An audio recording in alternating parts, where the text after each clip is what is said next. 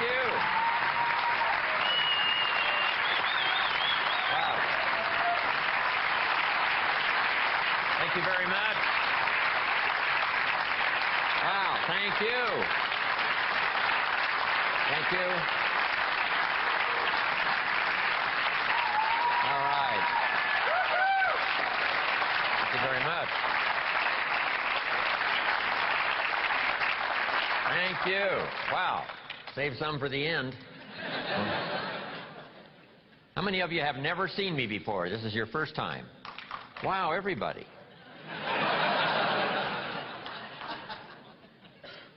So I'm not so famous after all. Anyway, nice to have all of you here. It's a long journey here for me from the farms of southern Idaho, where I grew up, to, next door to Disneyland, with all the spotlights and cameras and all of you here. It's just a bit much. It's unbelievable. I did my first for-pay seminar in 1963 at the Beverly Hilton Hotel in Beverly Hills, California, called Adventures in Achievement. So this now makes my year number 41. So, a lot of years.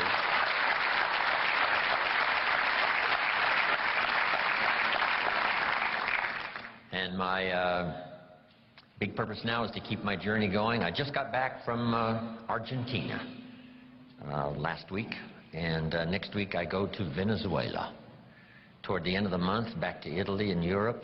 A little later in the year, Asia, South Africa, and Australia, and who knows where else. So from my travels around the world, I just really dropped by to say hello and share some ideas. But I'm thankful for the opportunity to share these ideas one more time.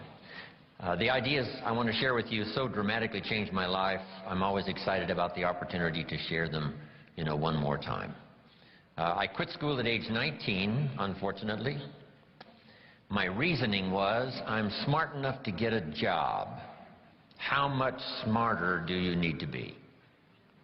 And with that bit of shallow thinking, I quit school at age 19. A little while later, I went to work. A little while later, got married, started this little family. And I'm out there working hard, doing the best I could. But falling a little bit behind every year. Finally, the creditors once in a while are starting to call, saying, you told us the check was in the mail. And I'm embarrassed by that. And then I'm sure some of you, if you've listened to my cassette tapes or the CDs or heard some of my material, the Girl Scout story finally occurred, age 25. I hear this knock on the door. I go to the door, and there's this Girl Scout, about this tall, selling cookies for the Girl Scouts. I mean, she gave me one of the finest sales presentations I've ever heard. Special deal, several flavors, Girl Scouts, best organization in the world, only $2. And with a big smile, she very politely asked me to buy. No problem. I wanted to buy. Big problem. I didn't have $2 in my pocket. I'm a grown man. I live in America. I'm married with a family. I've been to college 1 year. And I've been working for 6 years, from age 19 to 25, and I didn't have the $2 in my pocket. And I didn't want to tell her that. That seemed too embarrassing. So I did what I thought was next best. I lied to her. And I said, look, we've already bought lots of Girl Scout cookies. We've still got plenty in the house we haven't eaten. She said, oh, that's wonderful. Thank you very much. And she leaves. When she leaves, I say to myself, I don't want to live like this anymore. I mean, how low can you get lying to a Girl Scout, right? I mean, that's the ultimate. So I started my search that day, and sure enough, very shortly, I met this extraordinary man by the name of Mr. Earl Schoaf, and my life was never the same after that. Chris mentioned ideas, and that's where this whole flow of unique ideas started for me, age 25. I had the opportunity to go to work for this extraordinary man. I worked for him for 5 years. Then, unfortunately, he died, age 49. But the things he taught me during that 5 years transformed my economic life especially, but my personal life, my leadership chances, all of that came from that unique experience. So maybe it's true when the student is ready. When someone says, I've had it, you know, this is it, I don't want to live like this anymore, and then you begin a new search. So make this note now for the first of the notes we're going to share in my portion for today. If you start the search, the odds are excellent you will find good ideas. If you search, you will find. Finding is reserved for those that search. Ideas are not reserved for those that hope. They're not reserved for those that wish. They're not reserved for those who complain. You know, good ideas are reserved for those that search. So the first thing I want to do is congratulate all of you for being here, continuing your search, spending the money and spending the time to come and spend a few days and see if you can't, through the accumulation of hours and speakers that we have during this weekend, go home with a harvest of good ideas for your business, for your life, for your marriage, for your friendships, for your economic future, and, you know, for all of the rest. We've all heard the expression, nothing so powerful as an idea whose time has come. How very true. The walls came tumbling down about 15, 16 years ago in Germany, and the time had come for capitalism to finally reach those unfortunate countries that have been dominated by communism for so long. And that idea now is beginning to flourish. I've been teaching capitalism now for the last 10 years in Russia. I've made 5 trips to all the major cities. It's incredible when an idea finally comes and the time is right, what can happen.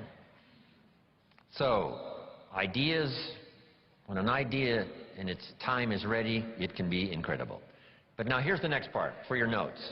Nothing so powerful as an idea that comes at the right time. And hopefully today for you and the rest of this series of good trainings, this would be a good time for you. Maybe you've got 3 numbers of the lock that needs 4 numbers. And you've already got 3 already dialed in from, you know, the sermons you've heard and the lyrics of the songs you've listened to and personal conversations and meetings and trainings and seminars and books you've read, all of that, right? You got the 3 numbers. And just maybe, this weekend could well be that 4th number for you that you've been looking for. And the lock will open and the door will open, and there could be some real new accelerated opportunity for you over the next few years of your life. So I hope that's true. From what I have to say and from Dennis and Brian and other speakers that are going to share with you, this could be a very important weekend for you. I hope it's one of those life-changing weekends where you look back and say, wow, I was never the same. And the chances are excellent if you keep going to as many things as you can get to in terms of information, ideas, seminars, lectures. Because if you go continuously and systematically, some of them will be routine, some of them may be ordinary, and then just once in a while, some may be extraordinary, and you're never the same again. And you'll look back on that experience and say, that was one of the days that turned my life around. So I hope this weekend, from what I have to share and the rest of the speakers, this is one of those extraordinary weekends for you. Here's another note to make. No one person has all the answers. No one person has all the ideas. We need to gather ideas from a variety of voices and from a variety of experience, from social to personal to political to the management of time, the conservation of resources, business, entrepreneur, career, all of that. Being a good parent, a good mother, being a good father, being a good friend, a business colleague. You've got to have a whole variety of ideas. So this weekend, we're going to have a chance for that.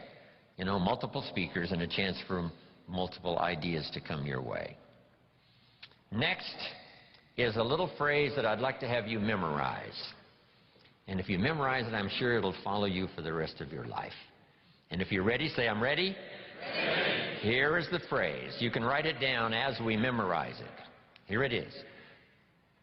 From testimonials and personal experience,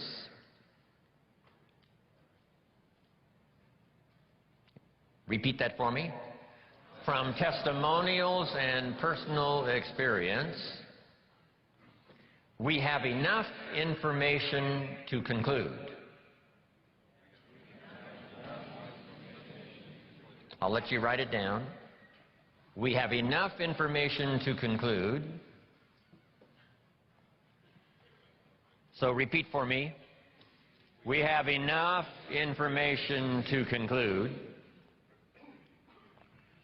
If you were composing this, I don't know what you would write after this. We have enough information to conclude that it's possible. Jot that down, that it's possible. So repeat for me, that it's possible. And the rest. To design and live an extraordinary life. Make that note, to design and live an extraordinary life. So repeat that for me. To design and live an extraordinary life. Now, let's repeat it from the beginning. Here we go. From testimonials and personal experience, we have enough information to conclude that it's possible to design and live an extraordinary life.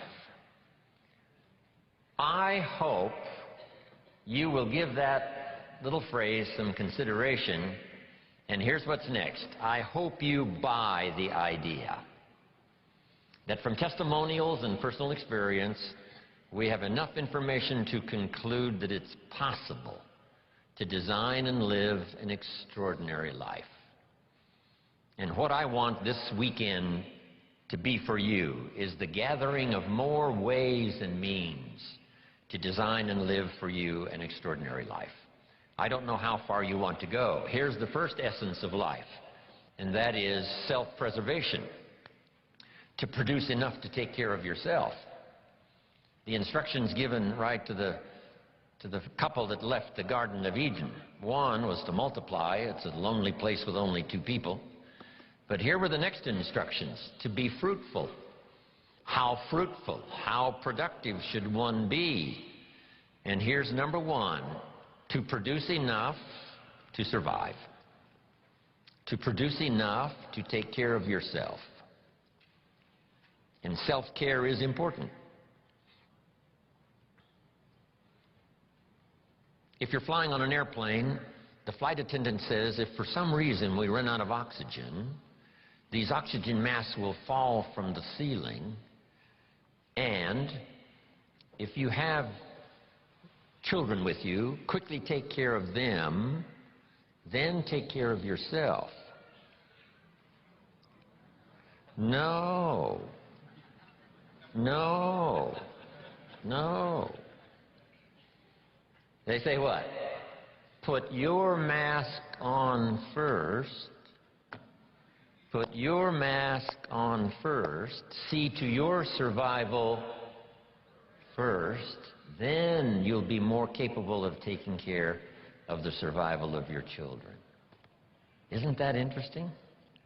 My father had an interesting saying. He said, son, right after me, you come first. I thought, wow, that's okay. I was in business with Bob Cummings, the old movie star. We were in the health and nutrition business together back in the 60s, 61, 2, 3. Bob had an interesting saying. Here's what he said, I'll take care of me for you. Will you please take care of you for me? So the first challenge in life is to take care of yourself. It is to survive. So to produce enough to survive, to take care of yourself. But now what's next? Well, all alone, it's a lonely life. So let's say the man now chooses a partner. Now he must figure out how to produce enough for himself and his spouse, his wife, his partner. Someone says, well, why do that? Why not just take care of yourself? And the answer is, it's a very small life. It's a very limited life. We wouldn't call it flourishing. We wouldn't call it abundant. Just taking care of yourself. That is the first rule, but that's only the beginning. So the man gets married. Now he must produce enough for himself and for his wife. And here's the key phrase to make a note of: to live the higher life. A life of togetherness. The storyteller says, it seems even God didn't want to be alone. He created all of these angels. Right? So, to join with someone, now you must produce enough for yourself, for your partner. Now, is that it? And the answer is no. How about children? Let us have children. That's a unique experience. So now if the man has a wife and now he has children, here's the challenge: to produce enough for himself and his family. Now someone says, well, why take on all of that? Why not just take care of yourself? You could, yes, but you couldn't live this more extraordinary life without taking on the responsibility of having a partner, having some children, and live that kind of extraordinary life. So I think everybody would agree. Now, is that the end of it? No. Here's the next challenge: to produce more than you need for yourself and for your family. Someone says, well, now why start being ridiculous here? Yes, produce enough for yourself. Well, yes, if you want to get married, produce enough for yourself and for your spouse. Now, with children, produce enough for your family, but why do more than that? And jot down the answer: to live a more extraordinary life. So now the man produces more than he needs for himself and for his children, so that he can be a person of benevolence, so that he can give and so that he can share. That's the more abundant, that's the more extraordinary life. To produce more than you need for yourself and for your children. Is that it? Let's take it a couple of more steps. How about producing much more than you need for yourself and for your family? Someone says, well, now you're off the scale. I mean, why work that hard? Why go that far? Why produce that much? Some would say, just take care of yourself. Some would say, just, get a partner and that's it, and then children and that's it. And be a bit benevolent and that's it. But why not go this next step and produce much more than you need for yourself and for your children? And when someone says, why do that, all of us know the answer, right? Why not? If you've got the talent and the skill and the opportunity, why not put all of that together and see if you couldn't produce much more than you need for yourself and for your family? Let's say you earned $10 million this year, and you and your family only need $3 million. Which would probably cover most families, right? Some families are more expensive than others, as I discovered. But let's say $3 million would, cover a big, high percentage. So now if you and your family only needed $3 million for the year, now you have $7 million to give. And someone says what? Why do that? And the obvious answer is what? Why not? If you've got the talent and the skill and the time and the opportunity and the occasion and all this stuff comes together, why not? Let's go one more. How about producing far more than you need for yourself and for your family? And live the far more life. We've heard the story of Andrew Carnegie, right? Andrew Carnegie said this. He built the big steel industry back in the 20s here in America. Here was Andrew Carnegie's goal. I'm going to spend the first half of my life earning money. I'm going to spend the last half of my life giving it all away. Isn't that extraordinary? Wouldn't you call that an extraordinary life? And the answer is yes. He got so excited by that goal that the first half of his life, he earned $400 million, which back then was a lot of money. I mean, now, right, it doesn't seem to be that much, but, you know, maybe back then it would total $40 billion, like Bill Gates. So $40 billion he earned the first half of his life. Guess what he did with the last half of his life? He gave it all away. And the big question is, why do that? And the answer is, why not? If you've got the opportunity to live, design and live an extraordinary life, you know, why not do that? So here's what I want this weekend to be for you. Plenty of ideas to take home, chew on, digest, you know, throw some away, refine some, you know, accept some, do some, whatever. That's what this weekend is really for. To send you home with a whole new library of thoughts to ponder, ideas to try, disciplines to work out, some skills to learn. And if we do that and do it well this weekend, you will say, hey, it was certainly worth the time and the money to go to that weekend Jim Rohn seminar, Jim Rohn and Friends. Now make these notes. What I hope you find here this weekend: ideas plus inspiration. That's the mixture that really turns things on, you know, sends a entrepreneur program into high gear. Ideas plus inspiration.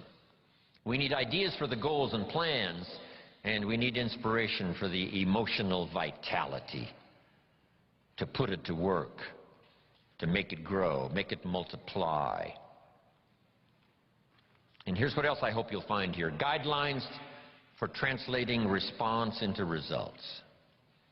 You've responded to the call. Come, search, look, listen, take notes, get it, to take home with you. And I'm sure you're going to respond well to the, you know, seasoned teaching and training that is going to be delivered here this weekend. But here's the key: guidelines for translating response into results. Because results is the name of the game. There's no purpose in learning just for learning's sake. Wisdom and faith, as powerful as those components are, serve no useful purpose unless they are deposited. So make a note of the word, deposited. Wisdom and faith deposited into activity. Wisdom and faith put to work now produces a hotel, produces a Salk vaccine, produces a city, produces an institution of learning, produces a career, produces a relationship, right? Ideas and faith, believing that it's possible, that ideas can work miracles, now put to work. So the big job here is getting it all. And so now make the next note. Next is going home and translating it into high activity. Good health activity, a better relationship activity, an entrepreneur program activity, a new burst of speed in your sales career, all of that. That's what I'm really interested in. Because here's what's important to me, is for my name once in a while to appear in someone's testimonial. Make that note. It's one of life's greatest experiences, is when your name appears in somebody's testimonial. Somebody says, here's the person who found me. Here's the person who got me started.